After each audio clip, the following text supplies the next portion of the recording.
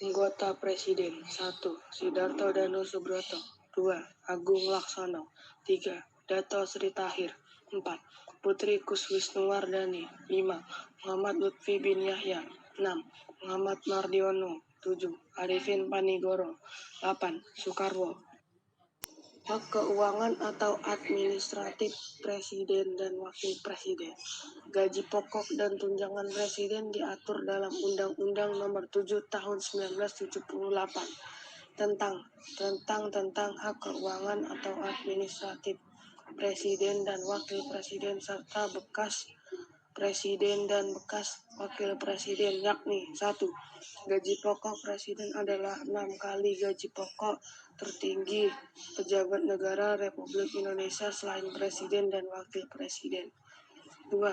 Tunjangan jabatan dan tunjangan lainnya sesuai dengan peraturan perundang-undangan yang berlaku bagi pegawai negeri. 3.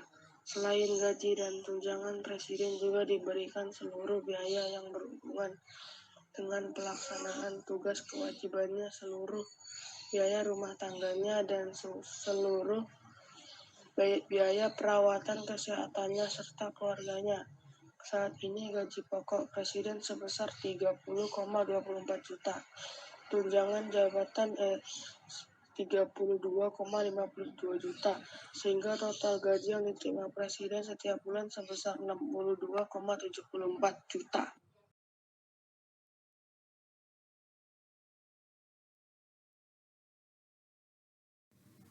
Kekuasaan Presiden sebagai kepala negara mempunyai tugas pokok sebagai berikut.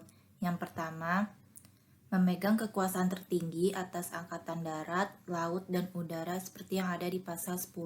Yang kedua, menyatakan perang, membuat perdamaian dan perjanjian dengan negara lain dengan persetujuan DPR. Ketiga, menyatakan keadaan bahaya. Keempat, mengangkat serta menerima duta dan konsul dengan memperhatikan pertimbangan DPR.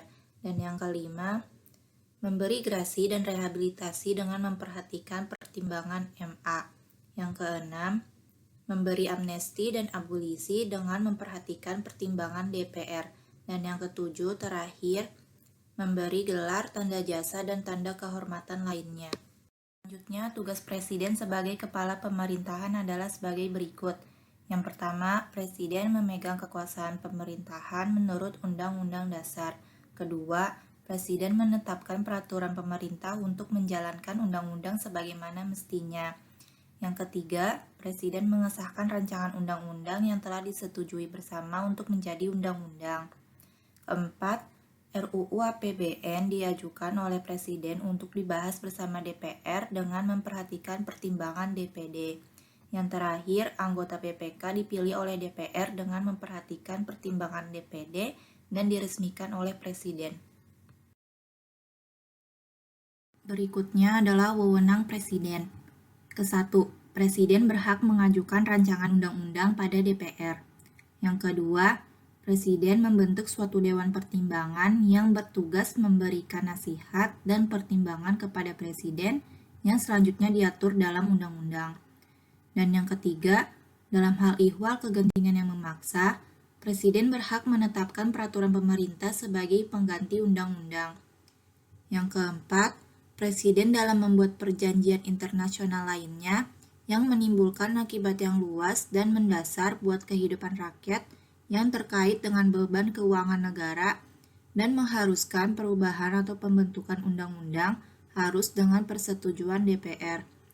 Dan yang kelima, cabang-cabang produksi yang penting buat negara dan yang menguasai hajat hidup orang banyak dikuasai oleh negara.